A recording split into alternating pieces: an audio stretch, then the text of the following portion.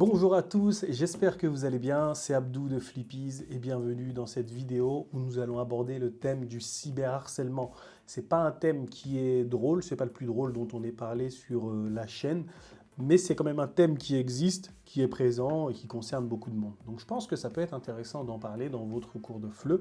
Je vous montre tout de suite comment on en parle. Vous allez en parler grâce à un PDF et un PowerPoint que je vous ai soigneusement préparé.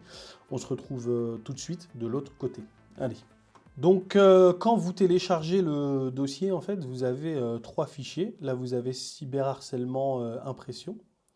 Là, vous avez cyberharcèlement interactif et un PowerPoint. Donc, je vous montre à quoi ça ressemble, là, le cyberharcèlement interactif. Ici, vous avez le dossier. Vous cliquez ici pour répondre aux questions et vous cliquez ici pour accéder à l'audio. Et ici, vous avez un petit poster pour discuter. Donc, une fois que vous ouvrez le PDF, voici ce qui se passe. Non. Une fois que vous ouvrez le PowerPoint, voici ce qui se passe. Cyberharcèlement, vous tombez en fait sur cette page de garde, cette couverture. Vous pouvez demander à vos apprenants qu'est-ce que vous inspire cette photo, qu'est-ce que vous voyez, est-ce que vous savez qui c'est, etc., etc. Ce mec, c'est un acteur sur Netflix qui s'est fait cyberharceler par une femme. Et il a joué dans une série qui s'intitule Mon Petit Renne. Et la série, elle a plutôt bien marché. Donc si des apprenants savent qui c'est cool de les laisser s'exprimer sur ça. Mais c'est pas vraiment ça c'est pas vraiment obligatoire, j'ai envie de dire. Là, on va commencer avec la mise en route pour bien définir ce que c'est que le harcèlement avant de travailler sur le cyberharcèlement. Quelle est la différence entre le harcèlement et le cyberharcèlement? Donc il y a le harcèlement qui est une violence répétée, continue, etc. Et le cyberharcèlement qui est la même chose, mais à travers plus ou moins les réseaux sociaux, à travers Internet, etc., etc. Ensuite, on a, avez-vous déjà été témoin de ce type de harcèlement? Donc là, en fait, ces photos et ces petites définitions-là, à quoi elles servent? Elles servent à injecter un peu de vocabulaire dans le cerveau de vos apprenants. Parce qu'en fait, moquerie, c'est pas un mot qu'on a vu des unités 1 à 11, en fait. On n'a pas vu ce mot-là. Ça, c'est, pour ceux qui ne le savent pas, ça, c'est un extrait de l'unité 12 sur les réseaux sociaux. Là, vous avez 10% de l'unité 12 que je vous offre comme ça. Donc là, vous avez des injures, des messages insultants, des rumeurs, des photos humiliantes, des menaces et de l'intimidation, et des photomontages. Enfin, des photos ou des vidéos montage, en fait, quand on se moque de quelqu'un en faisant des mèmes, etc., etc. Donc voilà, les apprenants, en fait, s'expriment sur ça, ils donnent leur avis, est-ce que vous êtes d'accord avec un tel ou non, etc., etc., et n'hésitent pas à leur donner des exemples, tu vois. Et après, quelles solutions existent? Toi, en fait, si tu donnes ce cours, l'idéal, ce serait de trouver des exemples de la région où tu enseignes le français. Après, si tu enseignes le français en France à plusieurs apprenants d'origines différentes, c'est compliqué. Mais si tu enseignes le français en Italie, à Rome, par exemple, tu vas essayer de trouver un cas de cyberharcèlement qui a eu lieu à Rome. Tu peux l'ajouter au PowerPoint ou tout simplement en parler comme ça avec tes apprenants. Donc voilà, une fois qu'ils ont vu ça, là, ils vont avoir une compréhension orale. Là, il y a une petite nouveauté que je vais vous demander de tester, en fait. Je ne sais pas trop si je vais la mettre partout. Je vous laisse tester. Je regarde si vos versions de PowerPoint fonctionnent. Il y en a plein qui ont des PowerPoint piratés, c'est pas mon cas, mais bref. Là, en fait, vous cliquez ici là pour l'audio. Par exemple, vous cliquez là, comme ça, clac. Et là, vous avez l'audio qui se lance. Le cyberharcèlement se distingue du harcèlement par son anonymat, son immédiateté, son ampleur exceptionnelle. Voilà.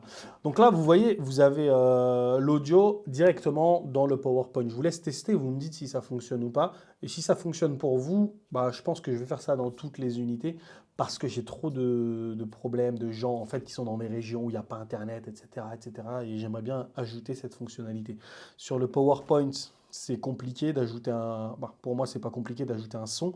Mais si je le fais, si votre version d'Adobe Acrobat elle n'est pas bonne, etc., ça peut causer des problèmes. Donc je le mets juste sur le PowerPoint.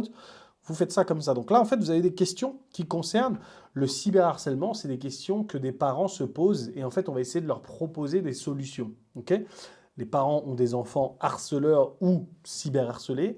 Ils cherchent des solutions, comment en parler, qu'est-ce qu'on peut mettre en place, etc., etc. Et on va essayer de répondre à toutes ces questions-là dans cet audio-là. Donc les apprenants, ils vont avoir l'objectif de comprendre un audio qui aborde le thème du cyberharcèlement chez les parents et chez les enfants, on va dire. Chez les enfants. plus ou moins. Donc voilà, vous avez 2 écoutes. Donc vous écoutez tranquillement et une fois que vous avez terminé, vous passez à la correction. Ce qui est bien avec cette correction, c'est que là, vous avez la réponse A, on ne connaît pas le harceleur. Il a dit le mot anonymat. Il n'a pas dit on ne connaît pas les harceleurs. C'est un petit peu plus compliqué qu'au début des unités, mais tranquille. Là, on ne connaît pas les harceleurs. Il y a toutes les justifications possibles et imaginables pour tranquilliser vos élèves et bien leur expliquer pourquoi ils se sont trompés. Parce qu'il y a des petits pièges. Moi, je suis un petit malin, je piège les gens. Les solutions proposées, voilà, etc., etc. Donc là, après, vous avez la deuxième partie de la correction. Je ne pouvais pas tout mettre sur un slide. Donc là, les questions sur un slide, ça faisait un peu petit. Là, j'ai tout mis sur 2 slides. C'est plus beau, c'est plus épuré, c'est plus cool. Donc voilà la correction. Elle a enregistré des preuves de cyberharcèlement. C'est des captures d'écran. Quand on dit capture d'écran, les élèves doivent être en mesure de capter que les captures d'écran servent à réunir des preuves. Pourquoi ils savent en fait ce que c'est qu'une capture d'écran? Parce qu'on les a vus. On a vu ça dans les unités précédentes. Il y a quelqu'un qui a capturé l'écran d'un itinéraire, qui l'a envoyé à son pote et tout. Bref. Après, on a quel numéro doit-on appeler si on a besoin d'aide? Petite révision des nombres. Et là, on a quand la dame a découvert que son fils harcelait, elle l'a emmené au commissariat. Elle en a parlé avec les professionnels de l'école ou elle a appelé le 3080. 3080, c'est... là, j'ai fait un petit piège. Hein. Là, ils vont faire les malins. T'as donné la réponse à la question suivante, 3080, c'est écrit. Ouais, mais non, j'ai mis 3080 parce que ça n'avait rien à voir et j'ai juste voulu vous avoir. Enfin bref, vous verrez, ça va vous arriver avec vos apprenants. Donc voilà, une fois qu'ils ont terminé ça, là, tu as un poster. Je n'ai pas mis d'explication, mais je vais t'expliquer tout de suite comment on peut utiliser ce poster. Donc là, d'un côté, à gauche, tu as les causes du cyberharcèlement. À droite, tu as les possibles solutions pour le cyberharcèlement, tu vois. Là, tu as appelé le 3018, par exemple. Donc là, en fait, tu vas plus ou moins demander à tes apprenants, regardez à gauche. Vous pensez que ça, c'est des choses qui se font ou c'est des choses qui ne se font pas? Parce que ces choses-là, qui sont à gauche, peuvent causer du cyberharcèlement. Ici, on a partagé des mèmes.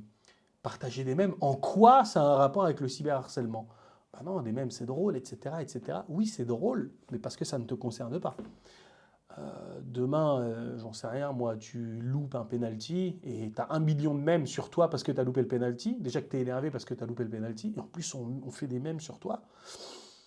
Peut-être que tu te sentirais cyberharcelé. C'est possible, en fait. En fait, il y a beaucoup de nuances et c'est ce qui est intéressant dans les débats que ce poster va créer, tu vois. Par exemple, tu as se plaindre fréquemment. Tu as des gens qui disent oui, se plaindre fréquemment. Non, ça ne crée pas de cyberharcèlement. Pourquoi? Parce qu'en fait, le cyberharcèlement, ça peut être oh, je me sens mal aujourd'hui, ça va pas depuis une semaine. Tu as des gens qui vont lui écrire, commenter. Vas-y, on s'en bat les couilles de ta vie, on s'en fout. Oh, tu saoules, nanani, nanana. Ça peut être considéré comme du cyberharcèlement parce qu'on lui répète souvent la même chose.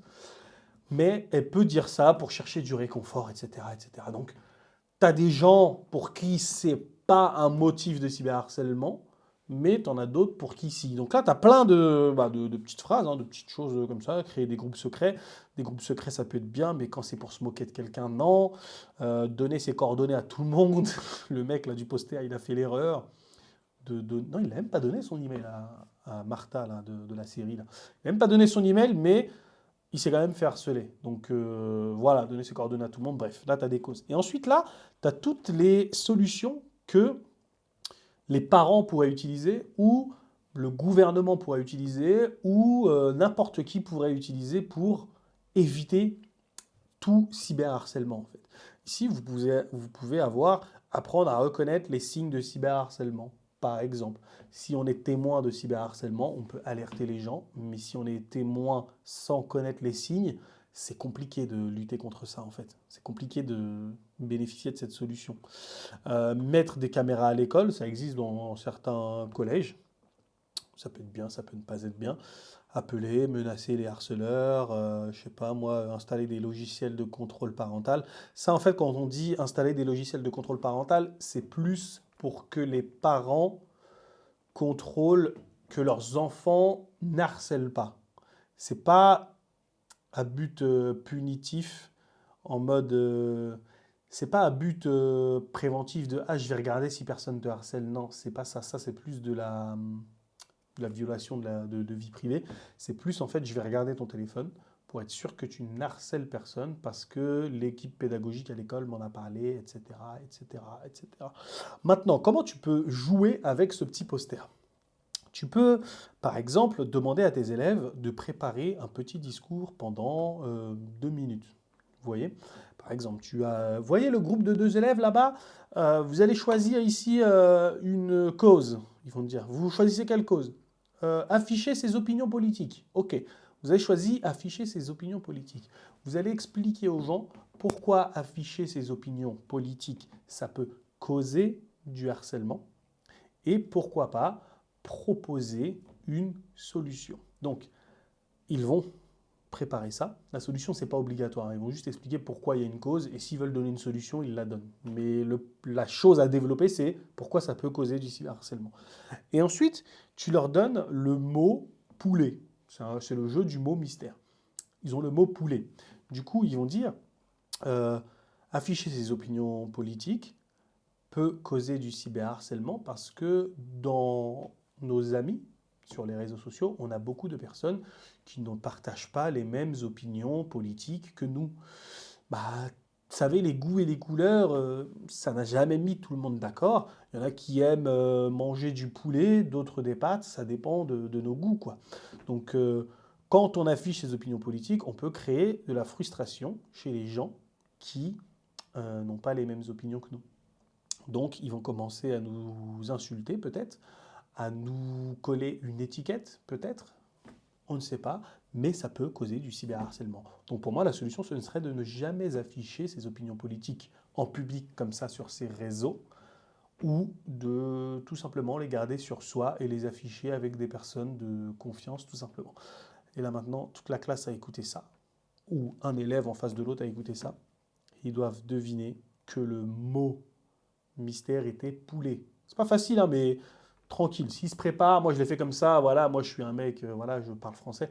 Mais s'il le prépare, vous verrez, ça va être très très intéressant. Une règle à ne pas transgresser dans ce jeu, hein, c'est que dans ce jeu-là, on a souvent des gens qui disent, voilà, il y en a qui préfèrent le poulet, le poisson, le jus d'orange, et il y en a d'autres qui préfèrent manger des pâtes. Là, c'est compliqué de trouver le mot mystère. Donc, évitez de leur dire, enfin, demandez-leur d'éviter les énumérations, parce que c'est de la triche tout simplement, et ça n'a pas de sens. On ne parle pas comme ça, français, c'est pas naturel. Je leur dis, ce que tu as fait là, c'est pas naturel. Tu dis pas 1 million d'aliments. Tu dis, il y en a qui préfèrent ça, il y en a qui préfèrent ça. C'est tout. Et après, voilà, ils ont le mot mystère. Donc voilà comment parler de cyberharcèlement dans votre cours. Vous avez une mise en route avec du vocabulaire. Vous avez ensuite une compréhension orale qui met en scène des parents qui cherchent des solutions pour lutter contre le cyberharcèlement. Et à la fin, vous avez un poster pour débattre des causes du cyberharcèlement, des solutions contre le cyberharcèlement. Et vous pouvez, pourquoi pas, jouer au jeu du mot mystère avec vos élèves. Ça ne nécessite aucune préparation. Vous pouvez même dire au groupe A d'écrire un mot mystère pour le groupe B. Le groupe B prend le mot mystère du groupe A et écrit un mot mystère pour le groupe C. Le groupe C prend le mot mystère du groupe B et le groupe C donne un mot mystère au groupe D. Je ne sais pas si vous voyez ce que je veux dire. Mais vous, le prof, là, vous pouvez être tranquille 5 minutes. Même si ce n'est pas votre rôle, vous verrez que dans la préparation, il y a beaucoup de questions qui surviennent, en fait. S'ils ont surtout s'ils n'ont pas le lexique d'Internet, des réseaux sociaux, etc., etc. Donc voilà, c'était Abdou, j'étais ravi de vous présenter ça. Utilisez-la, elle est disponible en description, c'est totalement gratuit. Et si vous voulez aller plus loin, je vous conseille de prendre l'unité 12 sur les réseaux sociaux. Ok, c'était Abdou, on se dit à bientôt. Peace!